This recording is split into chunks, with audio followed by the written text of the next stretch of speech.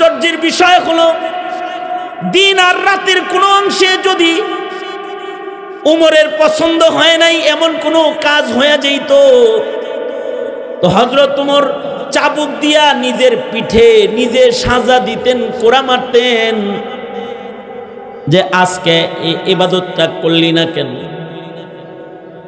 আজকে কোরআন তেলাওয়াত কম হইল কেন, আজকে নফল নামাজ কম হইল কেন, আজকে এই কাজটা করলি কেন। নিজের পিঠের ভেতরে নিজে কোড়া মারতেন আর নিজেকে শাস্তি দিতেন প্রতিদিন। হযরত উমরের ওয়াফাতের পরে যখন গোসল দেওয়া হয় তখন পিঠের কাপড় খোলা হইছে গোসল দেওয়ার জন্য, দেখি হযরত উমরের পিঠের ভেতরে করার দাগ, চাবুকের দাগ। হযরত উমরের মতো আমিরুল মুমিনিনকে চাবুক দিয়ে কে পিটাবে? জিজ্ঞাসা করা হয় এ দাগ কেন? ঘরের লোকেরা কয় প্রতিদিন ডায়েরি লিখতে যায়, যদি নেকির কাম কম হয়ে যেত আর যদি অপছন্দনীয় কাজ দিন রাতে কোনোটা হয়ে যেত তাহলে উমর নিজেকে নিজে দুনিয়ায় শাস্তি দিত আর বলতো আল্লাহর গোলাম হইয়া আল্লাহর গোলামি করস না। এই হলো নেককাজ পছন্দ। ইন্নাল্লাহা ইউহিব্বুল মুহসিনিন, যারা নেককার তাদেরকে আল্লাহ তাআলা ভালোবাসেন। এই কারণেই হযরত আবু বকরের মতো মানুষ নেক কাজ করেছেন সারা জীবন, হযরত উসমান নেক কাজ করেছেন সারা জীবন, সাহাবায়ে কেরাম নেকির কাজ দিয়ে নিজের হায়াতকে সুসজ্জিত করেছেন। কারণ ইন্নাল্লাহা ইউহিব্বুল মুহসিনিন। কখনো কখনো হযরত উসমান এক রাকাতের ভেতরে টোটাল কোরআনে কারীম পুরাটা খতম করেছেন। সুবহানাল্লাহ, জোরে করে বলেন, জোরে করে বলেন। কয় রাকাত নামাজে? এক রাকাত নামাজের ভেতরে টোটাল কোরআন পুরাটা খতম করছেন। এক রাকাত নামাজের ভেতরে টোটাল কোরআনে কারীম খতম করেছেন। এক রাকাত নামাজে যে পুরা কোরআন মজিদ খতম করলেন, এটা কিভাবে সম্ভব হইল? এটা সম্ভব হয়েছে তখন যখন নেক কাজ পছন্দ। এজন্য সকলকে নেক কাজ করনে ওয়ালা হইতে হবে।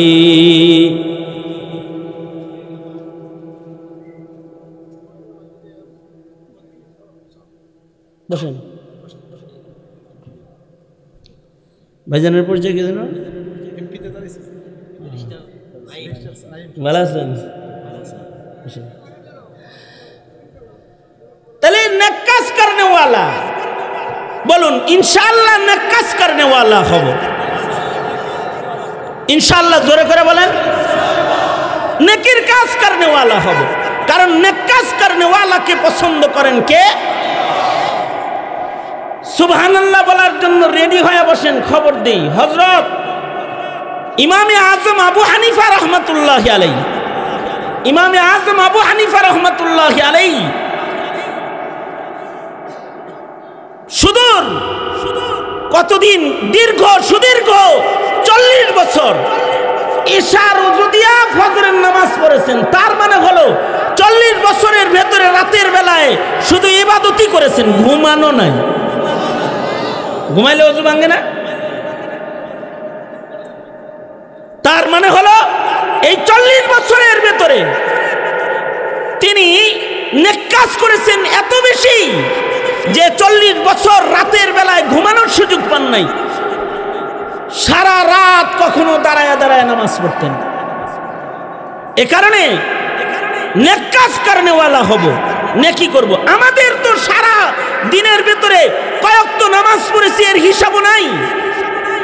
5 বেলা নামাজ যে পড়ি নাই এটার হিসাব নাই। অথবা 2 রাকাত নফল যে সারা সপ্তাহে পড়া হয় নাই এটার হিসাব নাই। অথবা 4 রাকাত তাহাজ্জুদের নামাজ যে সুদীর্ঘ 6 মাসের 6 বছরের অথবা 60 বছরের ভেতরেও হয় নাই, এটার হিসাব আমাদের নাই। কয়দিন বাঁচবো এটা কি আমরা জানি? কয়দিন বাঁচবো এটা জানি না। হায়াত কার কয়দিন এটা জানা নাই। এ কারণে নিজেদের জিন্দেগির হিসাব নেওয়া চাই। প্রতিদিন ওমরের মতো সকাল সন্ধ্যায় কয়টা ভালো কাজ করছি, কয়টা মন্দ কাজ করছি, এটার হিসাব রাখা চাই। যাদের ভেতরে নেক কাজের হিসাব নিকাশ আছে তাদেরকে ভালোবাসেন আল্লাহ। ইন্নাল্লাহা ইউহিব্বুল মুহসিনিন। এ কারণে প্রত্যেক নর নারী, বুড়া বুড়ি, যুবক যুবতী, কিশোর কিশোরী সবাই নিজেদের নেকির কাজের হিসাব করবে যে 24 ঘন্টার ভেতরে আল্লাহর পছন্দ হয় এমন কাজ কয়টা হয়েছে। ইন্নাল্লাহা ইউহিব্বুল মুহসিনিন। যারা নেকির কাজের হিসাব কইরা কইরা নেকির কাজ করে তাদের পছন্দ করেন স্বয়ং আল্লাহ। আর যাদের ভেতরে নেক কাজের কোনো হিসাব নাই, বেধড়ক গুনাহ খাতা পাপাচারের ভেতরে যাদের সময় কেটে যায় তাদেরকে পছন্দ করে ইবলিস শয়তান। এই ইমামে আবু ইউসুফ রাহমাতুল্লাহি আলাইহি, এই ঠাকুরমার ঝুরির গল্প বলছি না এগুলো। ইমামে আবু ইউসুফ রাহমাতুল্লাহি আলাইহি প্রতিদিন 200 রাকাত করে নফল নামাজ পড়তেন। 200 রাকাত নফল নামাজ পড়তেন। গাল গল্প করতেছি না। এই হাসান জামিল অমুক আলেম তমুক আলেম, আপনাদের ছেলে হাসান জামিল না, সেও প্রতিদিন কমস কম 5 পারা 7 পারা কোরআনে কারিমের তিলাওয়াত করে। আমরা জানি তো। এ গাড়িতে বসে আছে কোরআন তেলাওয়াত করতেছে, নফল নামাজ পড়তেছে। কিছু মানুষ আছে তাদের জিন্দেগিতে নফল ইবাদত বেশি। কেন? নফল ইবাদতকারীকে পছন্দ করে কে? আল্লাহ তাআলা পছন্দ করেন। আমি মাঝে মাঝেই জিজ্ঞাসা করি, কি লেগা? চিন্তা করি যে কয় পারা পড়লো, আমি কয় পারা পড়লাম, হিসাব করি একটু। হে হাফেজে কোরআন, আমি হাফেজে কোরআন না। আল্লাহ রাতে কমাস কম কোরআন লাগলো, হের 4 ভাগের 1 ভাগ কমাস কম করছি। জিগাই, দোস্ত আজকে কয় পারা হয়েছে? 5 পারা। আজকে কয় পারা হয়েছে? 4.5 পারা, 6.5 পারা। নেককার, নেক কাজ করনে ওয়ালা হও। এই সারাটা দিন গেছে, এক ওয়াক্ত নামাজ পড়ো নাই। তোমার হায়াত কে দিয়েছে তোমাকে? তুমি যে আল্লাহরে কয়েকটা মিনিট সময় দিলা না। এই আমার বয়ান শেষ, এখনই শেষ হয়ে যাবে। আমার বয়ান শেষ, সময় শেষ হয়ে গেছে। কিছু বলবেন? একটু নাম কি যেন? ব্যারিস্টার নাইম হাসান, আপনাদের দোয়া প্রার্থী। মার্কা কি? ইগল, ইগল মার্কা। হ্যাঁ, হাসান জামিল সরকার সাহেবের ছেলে, সাত্তার সাহেবের ছেলে। তা দোয়া করুন। 1 মিনিট সালাম দিয়ে দেন, একটু সালাম দিয়ে দেন। এই না, মাইকটা দেন না, মাইক দেন। না না না না না না, সরি, মাইক দেন, খালি সালাম দেন।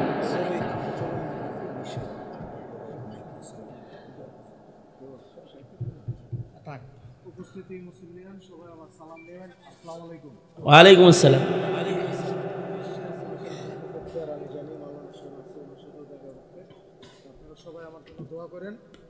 আল্লাহ বরকত দেয়।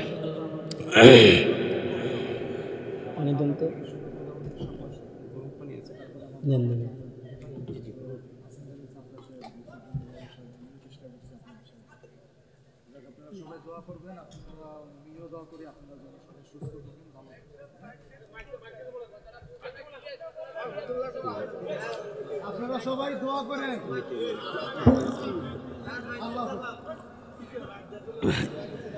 নির্বাচনী কিছু নিয়ম নীতিমালা আছে, এ কারণে মাইক ব্যবহার না। সালাম দিল, দেখা করলো, দোয়া নিল, আপনারা দোয়া করবেন, ঠিক আছে? তা আমার কথা শোনেন। তা কি করতে হবে? প্রতিদিন কিছু নেক কাজের হিসাব নিকাশ করতে হবে। ইনশাআল্লাহ বলেন। হয় না? ইনশাআল্লাহটা জোরে করে কোন। আমি এটা জিজ্ঞাসা করব না। যুব সমাজ তো অনেকে আসছে, ব্যারিস্টার সাহেব আসার কারণে আরো কিছু আইছে, ঠিক না? কিন্তু আমি জিজ্ঞাসা করব না কারা কারা 5 বেলা নামাজ পড়েছো, হাত তোলো, বলবো না এটা। তবে আমি বলবো একটু চক্ষু বন্ধ করে হিসাব করবা যে তুমি দিনে কয়টা ভালো কাজ করেছো, কয়টা মন্দ কাজ করেছো, কয়টা আল্লাহর হুকুম তুমি মান্য করেছো, কয়টা ফরজের উপরে আমল তোমার হয়েছে, আর আজ দিনে কয়টা নফল ইবাদতের হিসাব বাদ দাও, ফরজ ইবাদতের হিসাব কষো যে কয়টা ফরজ করেছো, কয়টা ছেড়েছো। মনে রাখো আজরাইল আওয়ার সময় কোনো কিছু দেখে আসে না, আয়া পড়বো সালাম আলকি দিয়ে যখন দাঁড়ায় এবার দুইটা লয়ে যাব, তখন কিন্তু হিসাব ঠিকই হবে। হিসাব নেবেন কে? জোরে আওয়াজ করে বলেন, হিসাব নেবেন কে? তখন তার আগে নিজের হিসাব নিজে করছো। এ কারণে নেক কাজ করনে ওয়ালা হও। 40টা বছর রাতের বেলায় ঘুম হারাম করে ইবাদত করলেন ইমামে আজম আবু হানিফা। ইমামে আবু ইউসুফ ভাইজান কি থাকবেন না? ব্যস্ততা আছে, ব্যস্ততা আছে। এই যে দোয়া করে দিলাম, আমরা সবাই দোয়া করি আল্লাহ বরকত দেখ, আমিন বলেন। দোয়া করেন সবাই। হ্যাঁ জি। দ্বিতীয় নাম্বার হলো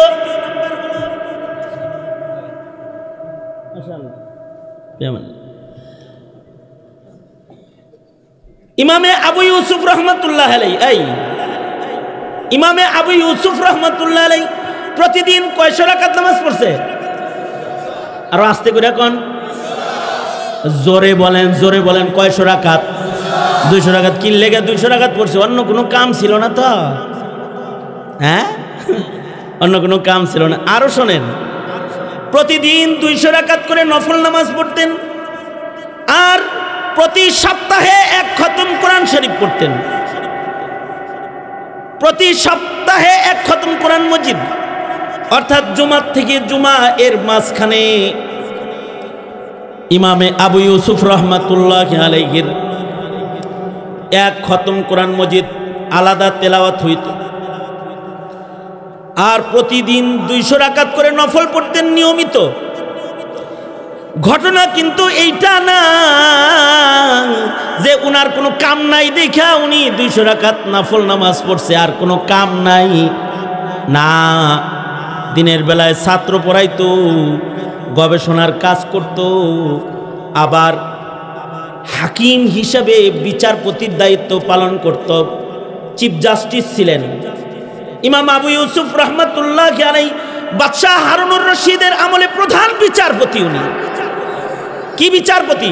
প্রধান বিচারপতির খাতায় নাম। তার মানে প্রধান বিচারপতির দায়িত্ব পালন করতেন, ছাত্র পড়াইতেন, ইলমের চর্চা করতেন, আবার বড় ব্যবসায়ী ছিলেন উনি। এর ফাঁক দিয়া প্রতি রাতে 200 রাকাত করে নফল নামাজ দিনে রাত্রে উনি পড়তেন। নফল নামাজ 200 রাকাত প্রতিদিন। নিজের জিন্দেগির হিসাব করো কত কঠিন। এইভাবে করে নিজের জিন্দেগিকে বানাইছেন। যেমন ইমামে আজম আবু হানিফা রহমতুল্লাহ আলাইহি, সুবহানাল্লাহ বলার লেগে রেডি হয়ে বসেন। আর একটা খবর দিই, ইমামে আজম আবু হানিফা রহমতুল্লাহ আলাইহি উনার জীবনে হজ্জে বাইতুল্লাহ করেছেন 55 বার। 55 বার শুধু হজ্জে বাইতুল্লাহ করেছেন। এমনকি উনি যখন রাষ্ট্রীয় জেলবন্দি ছিলেন, তখন উনি জেলখানার থেকে সরকার ওনাকে হজ করার জন্য ওনাকে জামিন দিয়ে দিছে। সরকার নিজে জেল গেটে কাগজ পাঠাইছে। সরকার প্রধান ইমামে আজম আবু হানিফার জীবনে হজ কাজা নাই। 15 বছর বয়স থেকে এ পর্যন্ত কোনো বছর উনি আরাফার হাজিরা কাজা দেয় নাই। তাকে জেলখানায় আটকায় রাখা বৈধ নয়। যাও নুমান বিন সাবিতকে জেলখানা থেকে হজ করার জন্য জামিনে মুক্তি দিয়ে দাও। ইমামে আজম আবু হানিফাকে হজ করার জন্য মুক্তি দিয়ে দিলেন। আশ্চর্য, ইমাম জামিনে হজ্জে বাইতুল্লাহ শেষ করে আর বাড়িও যায় নাই, কারণ সরকার ওনাকে মুক্তি দিছে হজ করার জন্য। হজ শেষ করে আবার জেল কেটে যায় কয় হাজির। কিরকম জীবন যে 55 বছরের ভেতরে হজ্জে বাইতুল্লাহ কাজা নাই। কেন 55 বছর হজে গেলেন? কারণ হলো ওই জমানাটা ছিল ইলমি জমানা, যে আরাফা, মিনা, মুজদালিফায় মুহাদ্দিসদের বাজার বসতো। ফকিহদের বাজার বসতো, একদিকে হজে যাইতেন আর একদিকে ইলম হাসিল করতেন, বড় বড় মুহাদ্দিসদের সাক্ষাতে দামি দামি মাসাইলকে আলোচনা পর্যালোচনা করতেন হজের সফরে। কারণ মিনা মুজদালিফায় মুহাদ্দিস বাজার তো। 55 বছর পর্যন্ত লাগাতার হজ্জে বাইতুল্লাহ করেছেন ইমাম আহমাস রহমাতুল্লাহ আলাইহি, অনেক বড় একজন ইমাম। তিনি 70 বছর লাগাতার 70 বছরের ভিতরে ইচ্ছাকৃত একটা কবিরা গুনাহ করে নাই, কোনো গুনাহ করে নাই। কত বছর? কথা কন না কেন? 70 বছর। আর আমাদের 70 ঘন্টার হিসাব যদি নিজেরা নিজে কষি তাহলে কি অবস্থা হবে? সাঈদ ইবনে মুসাইয়িব সুদীর্ঘ 40 বছর পর্যন্ত আজানের আগে মসজিদে যায় বসে থাকছে। আর তাকবীরে উলা না মিয়া, তাকবীরে উলা তো অনেকেরই ছুটে না, কিন্তু উনি তাকবীরে উলা নয়, আজান দেওয়ার আগে মসজিদে ঢুইকা পড়তো 40 বছর। আর ঢুইকাই বলতো, আল্লাহ তুমি ডাকার আগে আইছি কিন্তু। আল্লাহু আকবার, জোরে করে বলেন আল্লাহু আকবার। এ আল্লাহ, তোমার মুয়াজ্জিনের ডাক দেওয়ার আগে তোমার ঘরে ঢুকছি। আল্লাহ, ময়দানে মাহশারের নামাজের হিসাবটা কঠিন বানায়ও না। কেমন নেক কাজ করনে ওয়ালা যে 40 বছর পর্যন্ত আজান দেওয়ার আগে মসজিদের ভিতরে ঢুকছে। ইমাম আব্দুল্লাহ ইবনুল মুবারক, যুগশ্রেষ্ঠ মুহাদ্দিস আব্দুল্লাহ ইবনুল মুবারক রহমাতুল্লাহি আলাইহি সারা জিন্দেগি রাতের বেলায় নামাজ পড়তেন। এমনকি গরমের দিনে ছাদের উপরে এশার নামাজ পড়ে দাঁড়িয়ে যেতেন, ফজর পর্যন্ত নামাজ পড়তেন। কখনো কখনো উড়ন্ত পাখি ওনার মাথার উপরে বসতো, মনে করতো যে এটা গাছ। হযরত উসমানের মাথার উপরে রুকুর হালতে, সেজদার হালতে উড়ন্ত পাখি আইসা পয়সা যাইতো, মনে করতো এটা গাছ।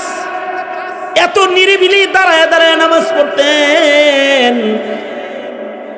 আব্দুল্লাহ ইবনুল মুবারককে জিজ্ঞাসা করা হয়েছে, এহে আব্দুল্লাহ ইবনুল মুবারক, আপনার কাছে কোন জিনিস পছন্দের? তো আব্দুল্লাহ ইবনুল মুবারক বলে, আমার কাছে 2টা জিনিস পছন্দের। ইবনুল মুবারকের ছাত্ররা আব্দুল্লাহ ইবনুল মুবারককে জিজ্ঞাসা করেছে, আপনার কাছে কোন কোন জিনিস পছন্দের? ইবনুল মুবারক বলে, আমার কাছে 2টা জিনিস পছন্দের। আমার একটা পছন্দের জিনিস হলো সানাদুন আলী, আলী সনদওয়ালা ইলিম আমার পছন্দের। সনদের অনেক দাম,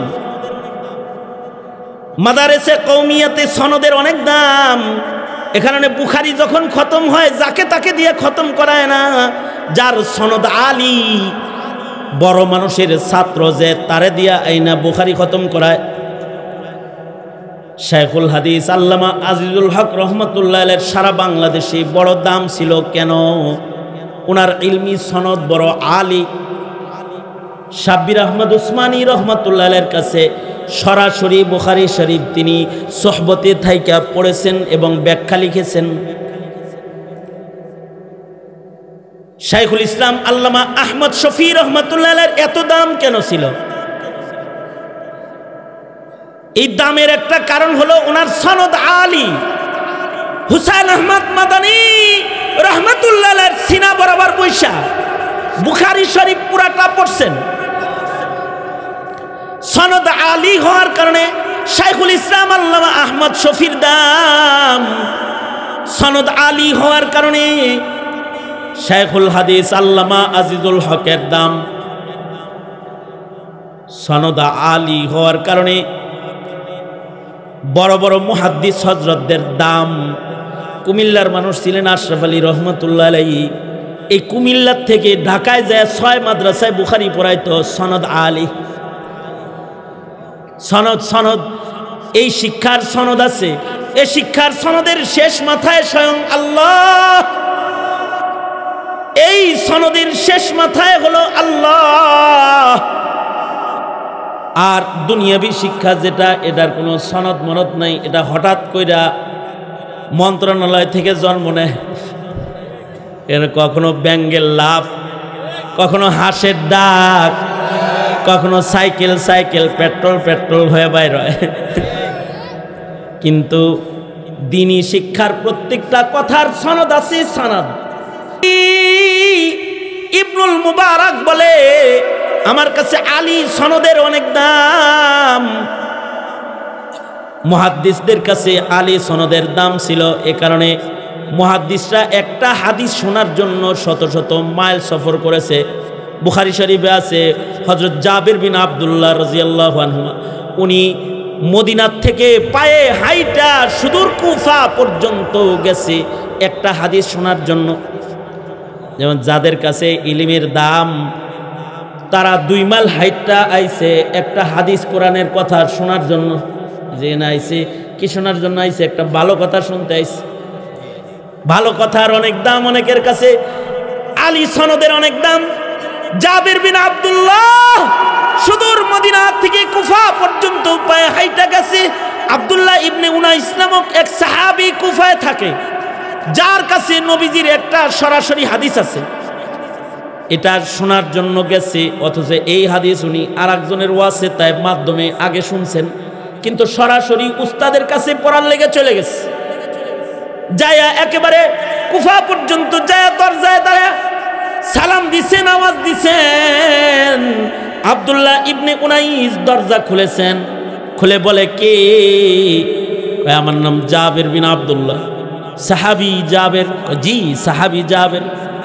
কেন সফর করে আসছো আমার কাছে? কয় আপনার কাছে একটা হাদিস আছে, ওইটা শুনতে আইছি। দরজায় দাঁড়ায় হাদিসটা শ্রবণ করেছে, বাস হাদিসটা শুনে চলে গেছে। হাদিসটা শুনে শুধু এই একটা হাদিস শোনার জন্য মদিনার থেকে কুফা পর্যন্ত পায়ে হাইটা গেছে, আবার পায়ে হাইটা ফেরত আইছে সানাদুন আলী, সরাসরি সাহাবীর কাছ থেকে একটা হাদিস শোনার জন্য। এই লম্বা সফর করেছেন।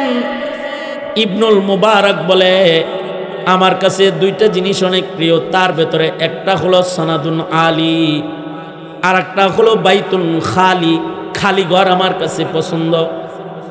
আমাদের কাছে খালি ঘর পছন্দ না। আমাদেরকে যদি খালি ঘরে বসতে দেয় কোন ফহিনীর পুত্রে, এটা এর ঘরে কিচ্ছু নাই, এরকম কথা বলতে না, একটা বসার চেয়ার নাই, একটা টিভি নাই, একটু অনলাইন সিস্টেমের কোনো জিনিসপত্র নাই, কম্পিউটার নাই, যে সময়টা কাটাইবার পারি, ব্যবস্থাপনা ভালো না। এই ঘরটা খালি ঘর, বাণিজ্য মেলার কটা মূর্তিও রাখে নেই। আর যদি ঘরের ভিতরে টিভি, ওয়াইফাই, কম্পিউটার, বাণিজ্য মেলার সব মূর্তি আইনা সাজায় যদি ঘরটালে যদি চিড়াখানা বানায় রাখে, ফাইন ঘর, মাররা কোয়াইস, ভেরি গুড, খুব সুন্দর ঘর এটা, আমাদের কাছে বড় ঘর পছন্দের। কিন্তু আব্দুল্লাহ ইবনুল মুবারক বলে আমার কাছে খালি ঘর পছন্দের, ওনার কাছে খালি ঘর পছন্দের। তো ছাত্ররা বলে, কথাটা খেয়াল করে শুনেন, ছাত্ররা বলে হযরত খালি ঘরে থাকতে কি আপনার বইরি লাগে না? তো হযরত আব্দুল্লাহ ইবনুল মুবারক বলে খালি ঘরে যতক্ষণ থাকি ততক্ষণ আমার জীবনের শ্রেষ্ঠ সময় কাটে।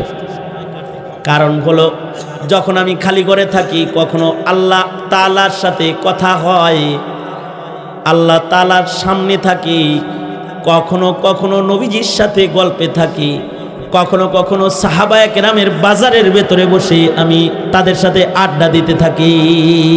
কয় খালি ঘরে এত কিছু আয় কেমনে? আব্দুল্লাহ ইবনুল মুবারক বলে খালি ঘরে আমি যখন জায়নামাজ বিছায় দাঁড়ায়া যাই, আমার সামনে থাকে আমার মাওলা, আর আমি আমার মাওলার সামনে থাকি আর কথা কই। আর যখন খালি ঘরে বসে বসে হাদিস পড়ি, তখন আমি আমার পয়গম্বরের কথার সাগরের ভেতরে ডুবে রই। আর যখন সাহাবীদের আকওয়ালগুলো পড়তে থাকি, সাহাবীদের মন্তব্যগুলো শুনতে থাকি আর পড়তে থাকি কিতাব খুলে খুলে, তখন সাহাবীদের ইলমি গল্পের বাজারের ভিতরে আমার সময় কাটা যায়। কোন মাসআলার ব্যাপারে কোন সাহাবীর কি মত, এগুলো দেখতে দেখতে শুনতে শুনতে আমার এই খালি ঘরের সময়গুলো কাইটা যায়। কখনো সাহাবীদের লগে থাকি, কখনো নবীর লগে থাকি, কখনো আল্লাহর সামনে দাঁড়ানো থাকি। এলো বাইতুন খালি, তার মানে হলো তার জীবনে গুনাহ হওয়ার সুযোগ নাই। গুনাহ করা ওনার পছন্দ না, ইবাদত করা ওনার পছন্দ। আল্লাহু ইউহিব্বুল মুহসিনিন, এরকম নেক কাজ যাদের পছন্দ আল্লাহর কাছে তারা বড় প্রিয়। এই মুহসিনিন বান্দাদেরকে আল্লাহ তারা বড় ভালোবাসেন। এদের কি আল্লাহ তাআলা তাদের কৃতকর্মের কারণে আল্লাহ তাআলা জান্নাতে বন্ধু বানায়া তাদের জায়গা দিবেন চিরদিন। আল্লাহু আকবার জোরে করে বলেন। আল্লাহ তাআলা মুহসিনিনদের কি পছন্দ করে। এই তুমি কয়টা নেক কাজ ডেলি করো, একটু হিসাব করা শিখো। দোকানের হিসাবটা তো কষলা, সন্ধ্যাবেলায় যে সারাদিন কয় টাকা লাভ কয় টাকা লস, জিন্দেগির হিসাব করছিলা যে হায়াতে কয়টা লাভ কয়টা লস? খালি মনে যা চাইলো তাই করলা, যেদিকে মনে যাইতে চাইলো গেলা, যা বলতে মনে চাইলো বললা, যা করতে মনে চাইলো করলা।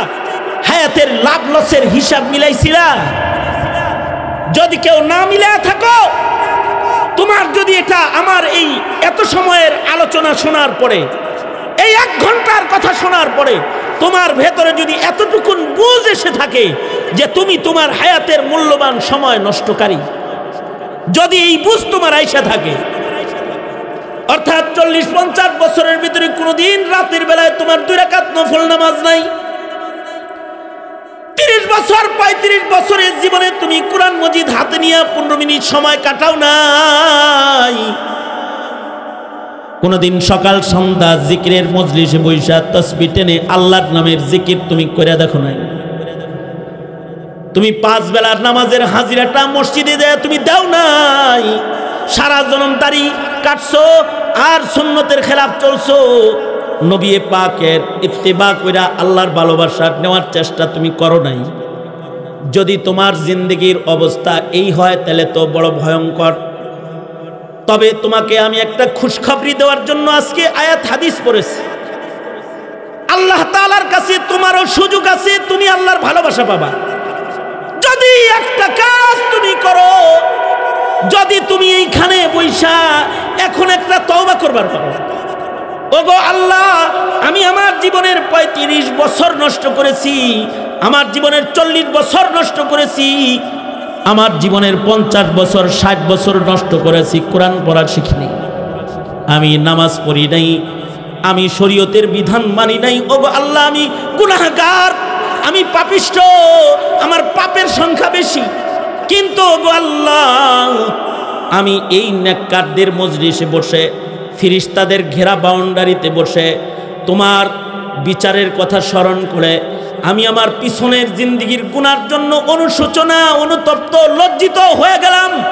ওগো আল্লাহ আমি লজ্জিত হইয়া আমি এখন আমার মুখ দিয়ে উচ্চারণ করতেছি আস্তাগফিরুল্লাহাল্লাযী লা ইলাহা ইল্লা হুয়াল হাইয়ুল কাইয়ুম ওয়া আতুবু ইলাইহি।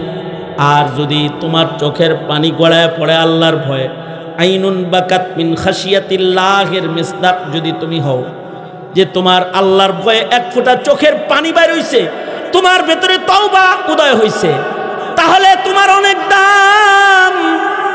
আল্লাহু ইন্নাল্লাহা ইউহিব্বুত তাওয়াবিন, ইন্নাল্লাহা ইউহিব্বুত তাওয়াবিন ওয়া ইউহিব্বুল মুতাতাহহিরিন।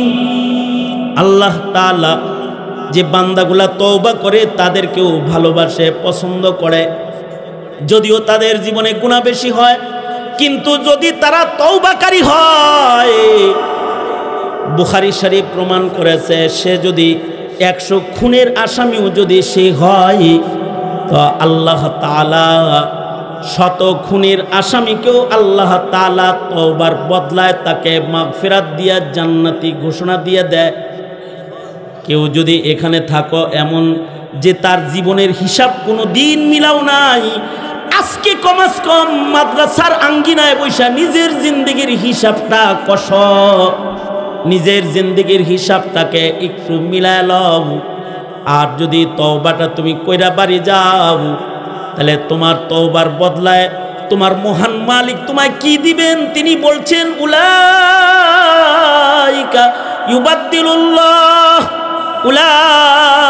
ইউবাদদিলুল্লাহু সাইয়্যাতিহিম হাসানাত। যারা নেককার তওবাকারী বান্দা, তওবার মাধ্যমে যারা গুনাহ বর্জন করে নেককারের খাতায় নতুন করে নাম ওঠায়, আল্লাহ তাআলা তাদের তওবাকে এত পছন্দ করেন যে আল্লাহ তাআলা তাদের জিন্দেগীর সব গুনাহগুলোকে আল্লাহ তাআলার নেকির দ্বারায় পাল্টায়া তাদের যে আমলনামাটা গুনাহে ভরা ছিল সে আমলনামাটা আল্লাহ তাআলার নেকির বদলায়, গুনার বদলায় নেকি দিয়া ভইরা আমলনামাটা নুরানি বানায়া দেয়।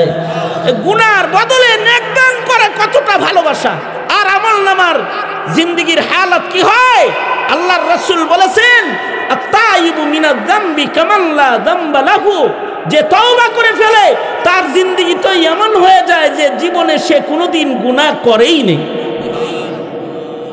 কমস কম নেকি কইরা যদি আল্লাহকে না পেয়ে থাকো, আল্লাহরে খুশি কইরা তুমি আল্লাহর ভালোবাসা পাওয়ার রাস্তা খুলে না থাকো, তো নায়েবে নবীদের চেয়ার থেকে তোমার কাছে আবেদন হলো কমস কম তওবা করে আল্লাহর ভালোবাসাটা লও, তওবা করে কমস কম আল্লাহর ভালোবাসা লও এবং তুমি তওবাকারীর খাতায় নিজের নাম দাও। তো আল্লাহ তাআলা তওবার বদলে তোমার জিন্দেগীর গুনাহ মাফ কইরা, তোমার জিন্দেগীর গুনাহকে নেকির দ্বারায় পাল্টায়া তোমার আমলনামার ভিতরে উঠায়া দিবে।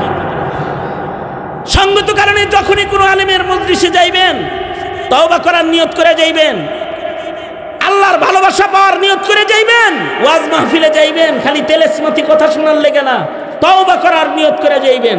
হৃদয়ের ব্যথা নিয়া, বুক ভরা আশা নিয়া রবের কাছে এক ফোঁটা চোখের পানি ফেলে তওবা করে গুনাহগুলোকে মোচন করবেন, মুছবেন আর নেকি দিয়ে আমলনামা ভরবেন। এরকম মন মেজাজ লইয়া মাহফিলে যাইবেন। আল্লাহ তাআলা আপনাদেরকে কবুল করুন, আমিন বলেন। আরো জোরে আওয়াজ করে চিল্লায় জোরে বলেন আমিন। সুতরাং আপনাদেরকে আল্লাহর ভালোবাসা পাওয়ার আশায় আমি তওবার আহ্বান জানাই। আখিরি মুনাজাত পর্যন্ত বসেন, উলামায়ে কেরামের কাছে একটু তওবা করেন। আল্লাহ তাআলা তওবার বদলায় জিন্দেগীর গুনাহ মাফ করে দিবেন।